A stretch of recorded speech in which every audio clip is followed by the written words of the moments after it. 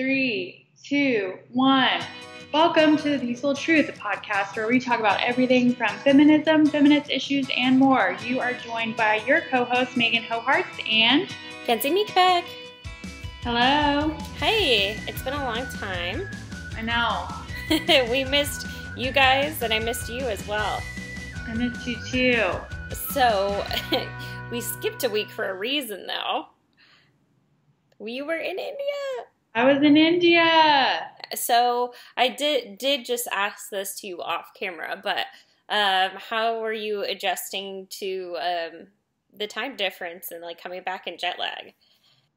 I think that I'm just like super grouchy, just in a really bad mood. It's hard coming back to the real world, and partially we flew back to Texas on Thursday, so I got back to Seattle on Monday and then had to turn around and go to Texas on Thursday. So it was just a lot going on. Yeah, and I'm not in the best mood right now, so I apologize to everybody involved. I'm sorry. This might not be the best time to interview you about India, but maybe it'll get you back in the happiness of like... I think that, yeah, that's definitely would be a good thing. Good. So you went for a yoga retreat, and kind of what inspired you to go in the first place? So what inspired me to go is that basically Rob and Melissa, who are my yoga teachers, Melissa is my teacher that teaches me harmonium. And so they have gone to India for the past 2 years, probably actually 3 or 4 themselves, but then have led yoga retreats for the past 2. And they take students to Rishikesh, which is the birthplace of yoga. So what better way to dive in and learn more about yoga and the background of yoga? It's definitely, Rishikesh is definitely what they call like a soft introduction to India. So there's a lot of Westerners there. I mean, it's definitely really, really India still. Like, it's still like you're in another country, in another world, actually. It kind of feels like another world. But Rishikesh, definitely has a lot of Western influences too. That's really cool. So do you feel like, what was the culture like? What was it like being there? Did you learn a few things? Oh yeah, I learned so much. I can't even tell you how much I learned. And the culture is also really hard to explain too. But like some things that I can tell you guys to try to explain the culture would be, it's a very extremely spiritual culture. So every single night at 6 o'clock, they have this thing called Aarti, which is the ceremony. So it's a ceremony to the Hindu deities and the Hindu gods, specifically to the one that they worship the most, which is Shiva. So it's all about devotion and spirituality. There's a lot of ceremonies and there's a lot of devotion going on in Rishikesh. So that kind of gives you a little bit of an idea. Like, everything is driven based off of ceremony and based off of devotion and spirituality. So it's really different than America because that's kind of on the back burner for us quite a bit. Yeah. Whereas there it's like 6 o'clock on the dot, there's a ceremony, and that's just like at this particular temple that we visited. So take into consideration like all the other temples and all the other Hindu practices that they have. So it's kind of like a lifestyle rather than like, it's Sunday at 10 o'clock. From 10 o'clock to 11 o'clock, we go to church. Like, that's not the case in India. It's very much ingrained in day-to-day life. That is really cool. Did you see, like, was it beautiful there? I just picture, like, the most colorful place on earth. Like, so many gorgeous outfits that you see online, at least. And then you see, like, really cool, like, animals there. Like, did you see any of that? Like, what was, like, the literal environment like, and I guess, like, the weather and stuff? So, the town of Rishikesh, you can think of it like a small town, but still big because there's lots of shopping, there's lots of restaurants, there's no like skyscrapers by any means. And then the shopping isn't like in shopping malls. It's more just like shops line all of the streets. And then the retreat center that we were at is outside of Rishikesh, probably just like, it's like a quick 5-10 minute cab ride outside of Rishikesh. And so it's more in like rural areas. So we were surrounded by mountains. We went down to the river every day and meditated and sang songs, which they call a kirtan. So the retreat center was outside of everything. We were by ourselves, very secluded. And then we would drive into town when we wanted to go shopping or whenever we went to any of the temples.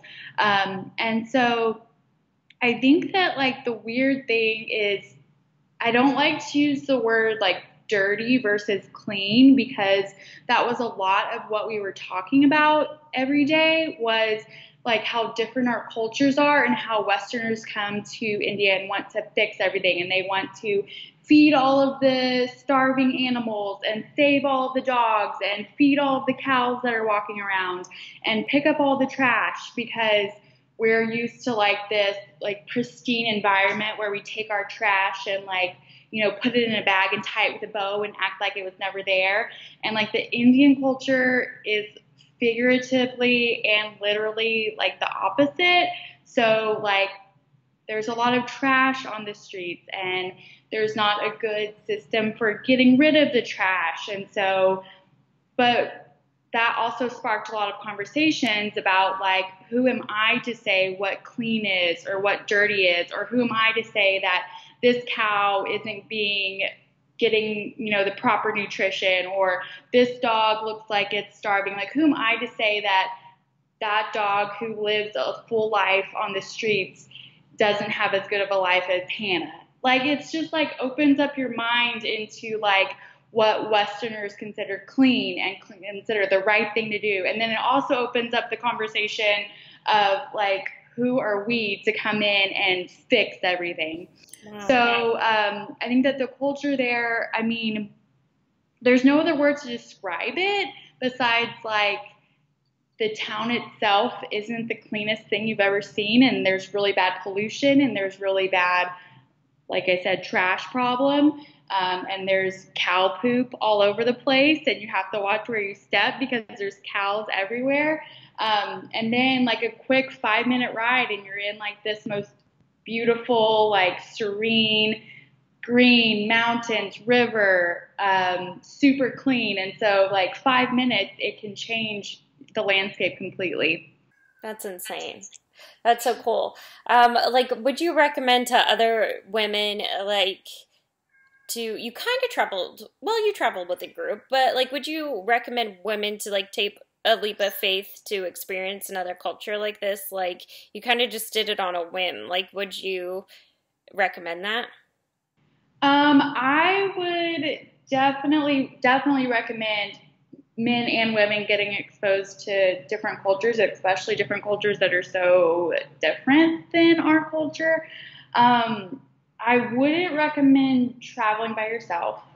So I always had at least one travel companion, which made a world of difference. I was never scared for my life, and I would like walk around during the day by myself. But my travel companion always knew, okay, in 3 hours, we're going to meet at X spot or whatever. So I would highly recommend exposing yourself to other environments, but maybe have a buddy to do it with. That's perfect. So you kind of like went on this yoga retreat, and it's been like an experience and a journey for you to be a yoga instructor, and a very like deep experience for you overall. So like going to India and doing something that's probably on like a yoga instructor's bucket list to go to like where it was founded. Is that what you said?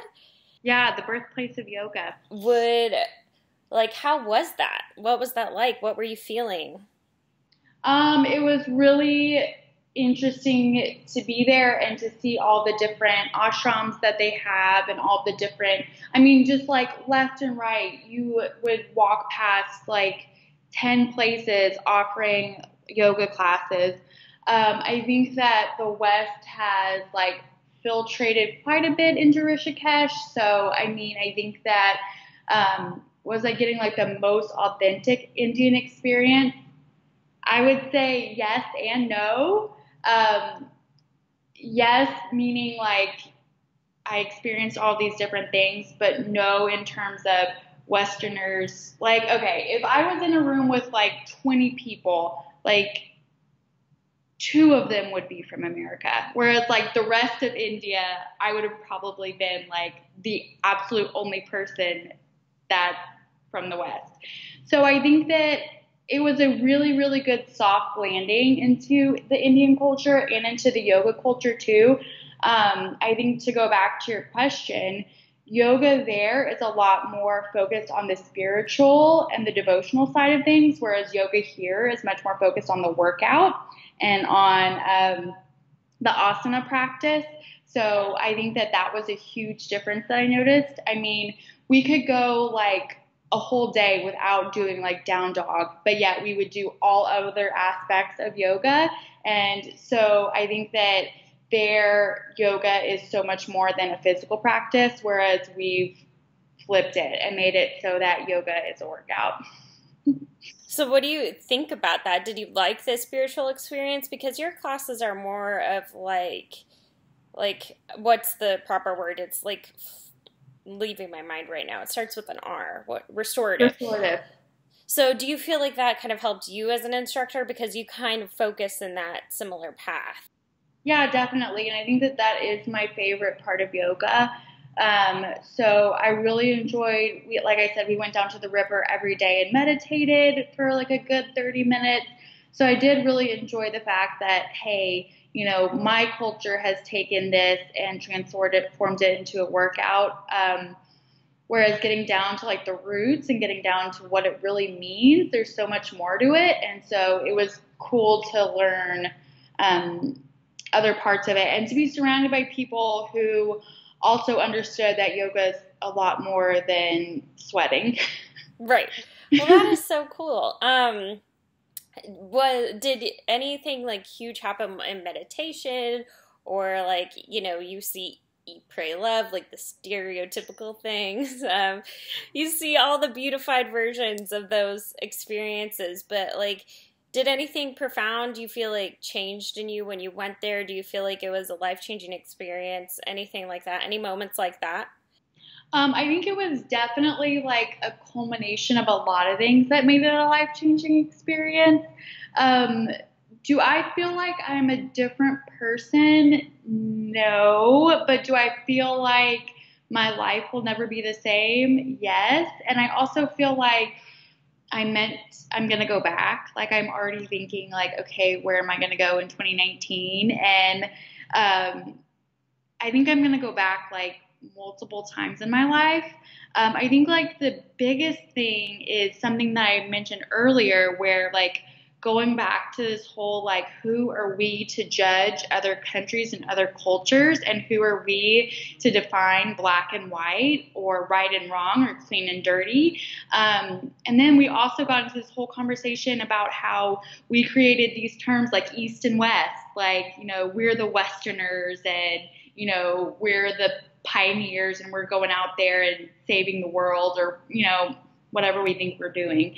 And like we also defined like East and West. Like and so yeah, like, we split ourselves up. Like it's a dividing term. Yeah, it's a dividing term and like people talk about like Eastern medicine, right? You know, acupuncture and herbs and oils and whatever, and then Western medicine, you know, pharmaceutical companies. And I think that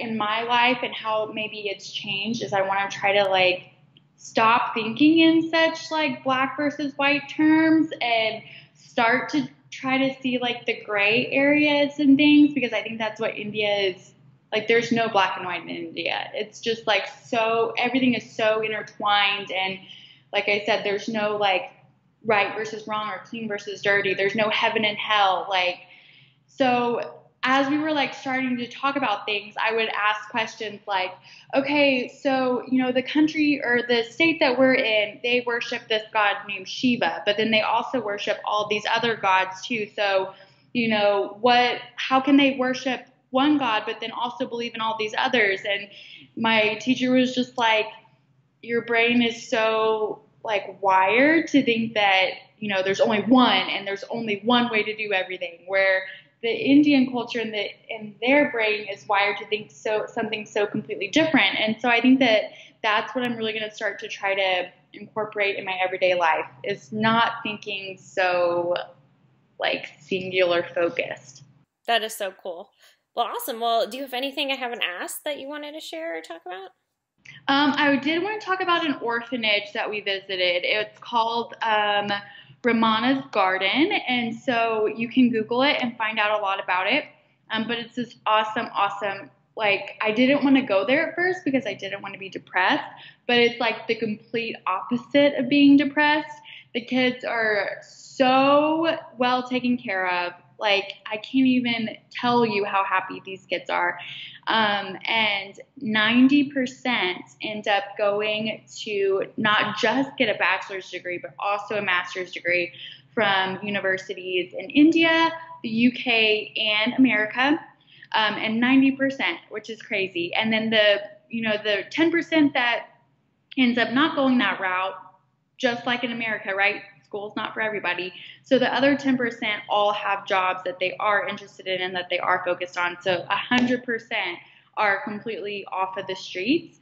And so it was so cool to get to see those kids. And it was so, I mean, I can't even tell you like the love that they have in their heart and how open they were to not just accepting us, but accepting each other. I mean, it's 30 kids living together. And so, I mean, it's just an awesome place. And so I highly recommend doing anything you can to go there and to see it or to sponsor a child. They don't get any funding from the government, from the Indian government, so it's all on their own. So it's an awesome place. That's so cool. Well, it sounds like a really good experience overall. Yes, it was really good. But we're happy you're back. I'm happy I'm back too. Good. Well, what's your one good thing, even though you're a little grumpy this week? Thanksgiving, because I think that it's a good thing that we're not going anywhere, because Des and I are just going to go out to eat. We have a reservation at a restaurant out here that is open on Thanksgiving. And so it's just going to be us two. And then the rest of the day, I'm just going to, get my life back in order. Perfect. Well, that's awesome. Yeah, I'm also looking forward to Thanksgiving. We have started a new tradition since I moved to Seattle, kind of with the new generation that we've kind of developed out here slowly. But it is going to Suncadia to eat a buffet. Awesome.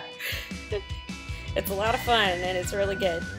Perfect. Cool. Well, a lot of things to be thankful for, but thank you guys. See you next week. Bye. Bye.